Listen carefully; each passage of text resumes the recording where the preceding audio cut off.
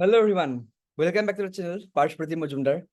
আজি আমি এই ভিডিওত কথা পাতিম যেখিনি আপোনাৰ মনত প্ৰশ্ন আছে, যেখিনি ডাউট আছে এণ্ড মেইনলি কাট অফৰ বিষয়। কাট অফ যেটো আমাৰ এই বছৰ এছাম CWE 2024 ৰাউণ্ড 1ত গৈছে, কাট অফ যেটো ৰাউণ্ড 2ত যাব পাৰে, কাট অফ যেটো ৰাউণ্ড 3ত যাব পাৰে এণ্ড যেখিনি ফাৰ্ডাৰ ৰাউণ্ডছত হ'ব পাৰে। হয়, যদি আপুনি এস্পিৰেণ্ট হয়, যদি আপুনি কাউন্সেলিঙত পাৰ্টিচিপেট কৰিছে, যদি আপুনি নেক্সট ইয়াৰ পাৰ্টিচিপেট কৰিব, then this video' is for you. ইয়াত আপুনি বহুখিনি বস্তু শিকিব, জানিব এণ্ড অফিচিয়েল ডাটা আমাৰ লগত আছে, সেইখিনি বস্তু শ্বেয়াৰ কৰিম। অলৰেডি মই মোৰ ফ্ৰী গ্ৰুপছখিনিত এই গোটেইখিনি ডাটা শ্বেয়াৰ কৰি দিছোঁ, ইনষ্টাগ্ৰাম, ফেচবুক, হোৱাটছএপ, ঠিক আছে, এই গোটেইখিনিতে শ্বেয়াৰ কৰি দিছোঁ, টেলিগ্ৰামত শ্বেয়াৰ কৰি দিছোঁ। ত' যদি আপোনালোকে জইন নাই কৰে টেলিগ্ৰাম গ্ৰুপটো জইন কৰি লওক, হোৱাটছএপ গ্ৰুপ জইন কৰি লওক for free, because at the end আপোনাৰ কামত আহিব। অলৰেডি 1000+ মেম্বাৰ্ছ আমাৰ হোৱাটছএপ গ্ৰুপত আছে, টেলিগ্ৰামত 2000+ মেম্বাৰ্ছ আছে।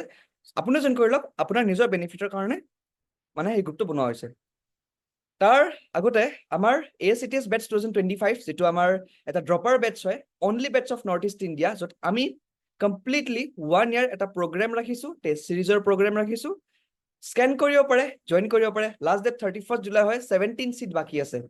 So if you are willing to give a drop or a partial drop, then this batch is for you. So join the batch and already join কৰিছে, and যদি seat নাপায় 100% refund, because আমি জানো আমাৰ নিজৰ ওপৰত ভৰসা আছে, আমাৰ ষ্টুডেণ্টে চিলেক্ট হ'বই। এণ্ড দিছ স্পীক্স আমাৰ এই বছৰ ৰিজাল্ট কি হয়। আমাৰ এই বছৰ ৰিজাল্ট আপুনি গমেই পায় অলৰেডি, আমি কৈ নাথাকো, বাট য়েছ, ৰাউণ্ড 1 এডমিশ্যন কিছু ফটোজ যিখিনি আমাক ষ্টুডেণ্টে শ্বেয়াৰ কৰিছে, এই ফটোজখিনি এনেকুৱা ধৰণৰ হয়, আৰু আছে বাট আমি ইমানখিনি পাব্লিকেলি ডিছকাছ নকৰোঁ, য'ত আমাৰ ষ্টুডেণ্টছখিনিয়ে ফিজিকেলি ডকুমেণ্ট ভেৰিফাই কৰিব যেতিয়া গৈছিলে, ধুনীয়াকৈ নিজৰ ফটোজখিনি উঠাইছে, কাউন্সেলিঙৰ ফটোজখিনি উঠাইছে, আমাক শ্বেয়াৰ কৰিছে। And round 1 admission successfully completed. আমাৰ বেটছ, আমাৰ ACTS বেটছৰ ষ্টুডেণ্টে, ক্লাছৰুম প্ৰগ্ৰেমৰ ষ্টুডেণ্টে আমাৰ চিট পাইছে, ভালেখিনি চিট পাইছে। এণ্ড আমাৰ ফ্ৰী প্ৰগ্ৰেমৰ ষ্টুডেণ্টে বহুতখিনি চিট পাইছে। এণ্ড যিবোৰ ষ্টুডেণ্টে আমাৰ হয়তো ভিডিঅ' চাইছে, তেওঁলোকেও কিবা এটা লাভৱান হৈছে। আমি বহুত সুখী যে য়েছ, ছাকচেছফুলি তেওঁলোকৰ এডমিশ্যন হৈ গ'ল। বাট তাৰ লগতে বহুখিনি ষ্টুডেণ্টে এনেকুৱা দেখা গৈছে, যিখিনি কথা মোক কোনো নাই কোৱা, বাট আমাৰ গ্ৰুপত যেতিয়া ডিছকাছ হয় তেতিয়া আমি গম পাওঁ যে বহুখিনি ষ্টুডেণ্টে PRC লৈ যোৱা নাই, বহুখিনি ষ্টুডেণ্টৰ ডকুমেণ্টছ নাই, বহুখিনি ষ্টুডেণ্টে জেৰক্স কৰি লৈ যোৱা নাই। প্ৰথম কথা, মই মোৰ চেনেলটোত কমপ্লিটলি ভিডিঅ' দি থোৱা আছিলে, AECৰ, JECৰ, G-Store দি থোৱা আছে। এণ্ড বাকীখিনিৰো মই কৈ থৈ দিছোঁ যে য়েছ, মই আহিবলগীয়া টাইমত দিম, বা আপুনি ৱেবছাইট গৈ চেক কৰিব পাৰে, তাত অলৰেডি কোৱা আছে যে কি ডকুমেণ্টছ নিব লাগিব, কিমান কপি জেৰক্স লাগিব, কি ডকুমেণ্টছ নালাগে, এভৰিথিং ইজ ডিছকাছড। পে'মেণ্ট কেনেকৈ কৰিব লাগিব, কোনটো পৰ্টেলত যাব লাগিব, online offline, everything is discussed.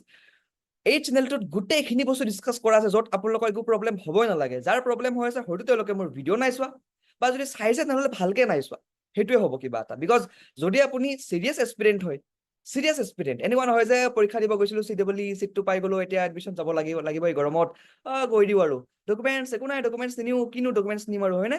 Documents নিয়াৰ দৰকাৰেই নাই, ডকুমেণ্টছটো মেৰে বাপ কা কলেজে, হয় না? সেনেকুৱা নহয়, ঠিক আছে, সেনেকুৱা একো নহয়।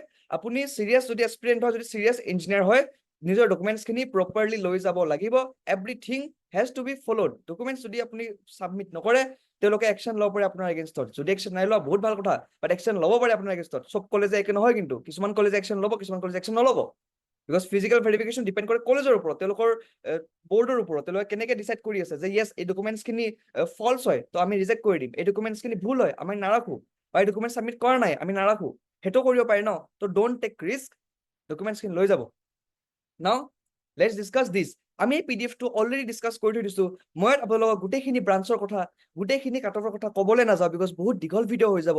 ইয়াত মই অকল এটা বস্তুৱে ক'ম যে আমাৰ AEC, নট অনলি AEC, আমাৰ ৰাউণ্ড 1 কাট অফটো সকলোখিনি কলেজৰ কাৰণে হৈছে, AEC, JEC, GIST, BBEC, BVEC, GEC and DEC, সকলোখিনি কলেজৰ কাৰণে হৈছে। বাট মেইনলি আমি ইয়াত কি দেখা পাইছোঁ, আমি ইয়াত দেখা পাইছোঁ চিট টাইপত দুটা কেটেগৰী আছে, এটা আছে এক্সক্লুডিং 5%, এটা আছে 5% ৰিজাৰ্ভেশ্যন। সকলোৰে মনত এটা প্ৰশ্ন উঠিছে যে বাকীখিনিতো চব ঠিক আছে, আমি বাকীখিনি চব বুজি পাইছোঁ, বুজি নাপালে অকল এটা বস্তু, সেইটো হ'ল এক্সক্লুডিং 5% এণ্ড ইনক্লুডিং 5%। মই অলৰেডি মোৰ কেইবাটাও ভিডিঅ'ত লাষ্ট ইয়াৰো এই বছৰো অলৰেডি বহুতবাৰ কৈ থোৱা আছে যে যিসকল ষ্টুডেণ্টে গভমেণ্ট স্কুলত পঢ়িছে, যাৰ গভমেণ্ট স্কুল কোটা আছে, এণ্ড টাইমটো মেনশ্যন আছে যে ইমানখিনি ক্লাছৰ পৰা ইমানখিনি ক্লাছলৈকে, যদি আপুনি গভমেণ্ট স্কুলত পঢ়িছে তেনেহ'লে আপুনি কোটাটো পাব, যদি নাই পঢ়া তেনেহ'লে নাপায়। এণ্ড ইণ্টাৰেষ্টিংলি যদি দেখা যায় এক্সক্লুডিং 5% আনৰিজাৰ্ভ কেটেগৰী চিভিল ইঞ্জিনিয়াৰিঙত 414 ৰেংক গুচি গৈছে, মাৰ্কছ গুচি গৈছে 193, কিন্তু চিভিল ইঞ্জিনিয়াৰিঙতে 5% ৰিজাৰ্ভেশ্যনত ৰেংক গুচি গৈছে 821, মাৰ্কছ গুচি গৈছে 858।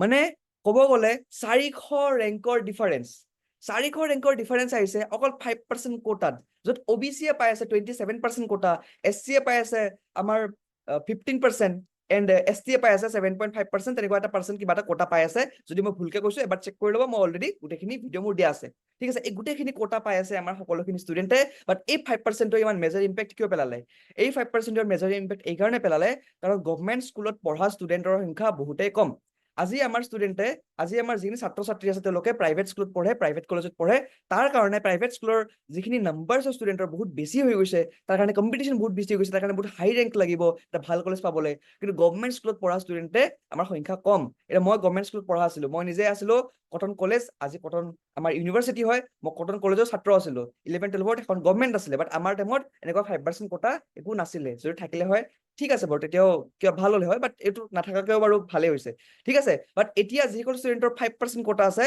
তেওঁলোকৰ এটা বহুত মানে ভাল এটা মানে আছে কিয় কাৰণ ফাৰ্ষ্ট কাউন্সিলিঙত যদি আপুনি চিভিল ইঞ্জিনিয়াৰিং কোৰ ব্ৰাঞ্চ চাই কোৰ ব্ৰাঞ্চত 800 ৰেংকত ক'ব গ'লে পাই আছে ফাৰ্ষ্ট ৰাউণ্ডত জাষ্ট ইমেজিন ৰাউণ্ড 5ত কি হ'ব 5 নম্বৰ ৰাউণ্ডত কি হ'ব আৰু জাষ্ট ইমেজিন যাৰ এক্সক্লুডিং 5% হয় তেওঁলোকৰ 5 নম্বৰ ৰাউণ্ডত কি হ'ব আপোনালোকে এইটো ধৰি চাওক যদি আপুনি 2000 ৰেংকত যদি আপুনি আছে এণ্ড যদি আপুনি এক্সক্লুডিং 5% হয় আপোনাৰ হয়তো ৰাউণ্ড 3টো নাহিব পাৰে ৰাউণ্ড 4টো নাহিব পাৰে কিন্তু যদি আপোনাৰ 5% ৰিজাৰ্ভেশ্যন আছে ৰাউণ্ড 2টো আপোনাৰ নামটো আহি যাব পাৰে so this is the difference this is the big impact of 5% reservation এতিয়া আপোনালোকে গোটেইখিনি বস্তু যি কেটেগৰী হয় যাৰ যি ৰিজাৰ্ভেশ্যন আছে যাৰ যি ব্ৰাঞ্চ আছে ধুনীয়াকৈ চাই যাওক এটা আইডিয়া লৈ লওক মই এক্সপ্লেইন কৰি নাযাওঁ বাট ইয়াত ক'ব গ'লে গোটেইখিনি বস্তু দিয়া আছে সকলোখিনি কলেজৰ এই গোটেইখিনি বস্তু দিয়া আছে আপোনালোকে চাই যাব শেষত মই কৈছো আমাৰ অফিচিয়েল গ্ৰুপ জইন কৰিলে হোৱাটছএপ টেলিগ্ৰাম ইনষ্টাগ্ৰাম ফেচবুক তাত আমি গোটেইখিনি আপডেট দিয়া থাকিব এভৰিথিং আপোনালোকে কথা পাতিব পাৰিব চেট কৰিব পাৰিব মেছেজ কৰিব পাৰিব আমাৰ হোৱাটছএপ গ্ৰুপত কিয়নো বিকজ আমি এইটো অপেন কৰি দিছো সকলোখিনি ষ্টুডেণ্টৰ কাৰণে তো জইন কৰি লওক